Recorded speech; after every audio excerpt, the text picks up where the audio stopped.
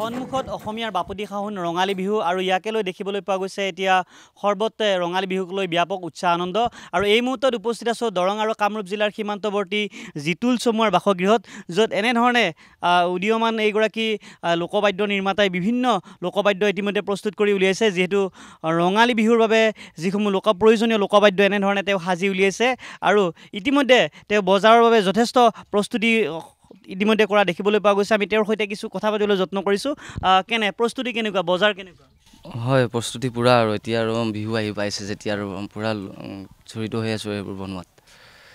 আমি জানিব পাৰিছোঁ এইবেলি যথেষ্টখিনি অৰ্ডাৰ আছে হয় হয় অলৰেডি এতিয়ালৈকে প্ৰায় 200 পিছমান অৰ্ডাৰ আছিলে সেইখিনি দি উঠিলোঁ আৰু বৰ্তমান 300 মান প্ৰায় ৰেডি কৰি আছোঁ আৰু বৰ্তমান আমি নিশ্চয়কৈ গম পাওঁ আপোনালোকৰ ইয়াতে ঘৰত যথেষ্ট গ্ৰাহক আহে হয় হয় ইয়াতেও আহে আৰু বিহু দলৰ কিছুমান পেপুৱা আহে পেপা নিবৰ কাৰণে আৰু অন্যান্য কিছুমান গ্ৰাহক আহে নিবৰ কাৰণে বিহুৰ যি বাঁহী বা মহৰ শিঙৰ পেপা দাম কেনেকুৱা বাৰু এইবাৰ এতিয়াতো চাহিদা বাঢ়ি যাই আছে শিঙৰো দাম বাঢ়িছে বা তেনেকুৱা আৰু বস্তুৰ বাঁহৰো দাম বাঢ়িছে সেইটো হিচাপত আগৰ যিটো ৰেট আছিলে তাতকৈ অলপমান বাঢ়িছে আৰু প্ৰায় কৰ্মচাৰী ৰখা হৈছে আপোনাৰ হয় হয় নিশ্চয় কৰ্মচাৰী বৰ্তমানলৈ 3-4জন লাগি আছে যদি বাঁহীৰ সুৰ এটা যদি সম্ভৱ হয় দেখুৱাইছোঁ এনেধৰণে জিতুল চমুৱাৰ বাসগৃহত এইসমূহ লোকবাদ্য ইতিমধ্যে সাজি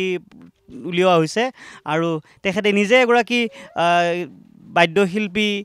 ধুনীয়াকৈ তেখেতে বজাব পাৰে আমি তেওঁৰ কাষলৈ গৈছোঁ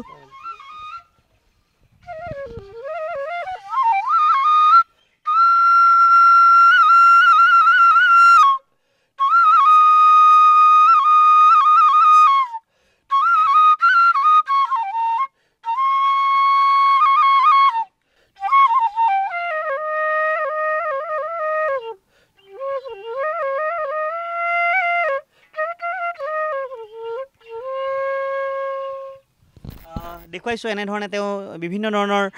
যি লোকবাদ্য এনেধৰণে প্ৰস্তুত কৰি উলিয়াইছে যদি সম্ভৱ এটি মহৰ শিঙৰ পেপা বজাই দেখাব নিশ্চয়কৈ আমি তেওঁৰ কাষলৈ পুনৰবাৰ যাম তাৰ আগতে দেখুৱাইছোঁ ইতিমধ্যে সাজি উলিওৱা এইসমূহ বাঁহৰ সামগ্ৰী এতিয়া আমি জানিব পাৰিছোঁ এতিয়া ক'ৰ বজাৰত আপুনি এইবিলাক বিক্ৰী কৰিবলৈ ওলাইছে শদিয়াৰ পৰা ধুবুৰীলৈ আৰু তেনেকুৱা অৰ্ডাৰ থাকে এতিয়া আৰু ডাইৰেক্টলি ক'ব নোৱাৰোঁ আৰু ক'ৰ বুলি এতিয়া আছে ডিষ্ট্ৰিক্ট বাই ডিষ্ট্ৰিক্ট অৰ্ডাৰ কৰে তেনেকুৱাকৈ ঠিক তেনেকুৱাকৈ দিয়া হয় আৰু আপোনাৰ দেউতাই কৰিছিল এতিয়া আপুনি নিজেই কৰিবলৈ ওলাইছে হয় এতিয়া প্ৰায় এইখন ব্যৱসায়খন আমাৰ ক'ব গ'লেতো আপোনাৰ 30 বছৰৰ ওপৰত হৈছে হয় হয় সেইটো আৰু জন্মৰ পৰাই দেখিছোঁ গতিকে এতিয়া মই প্ৰায় 5 বছৰমানৰ পৰা লগা কৰিছোঁ আৰু তাৰ আগত দেউতাই কৰি আছিলে দেউতা অসুস্থ কাৰণে এতিয়া মোৰ হাতত পৰিছে আৰু নিশ্চয়কৈ আৰ্থিক দিশটো যথেষ্ট ভাল হয় ইয়াৰ জৰিয়তে বছৰত আৰ্থিক দিশ বুলি কওঁতে এতিয়া যথেষ্টখিনি ভাল নহয় তথাপিও আৰু চলিব পাৰি আৰু কিন্তু নোপোজে যিহেতু চৰকাৰৰ ফালৰ পৰা কোনো তেনেকুৱা ধৰণৰ সুবিধা পোৱা নাই এনেকৈ চলি আছোঁ আৰু এই ব্যৱসায়খনৰ জৰিয়তে পেপা বজাই দেখুৱাব নিশ্চয়কৈ দেখুৱাইছোঁ এনেধৰণে শিল্পীগৰাকী সাজু হৈছে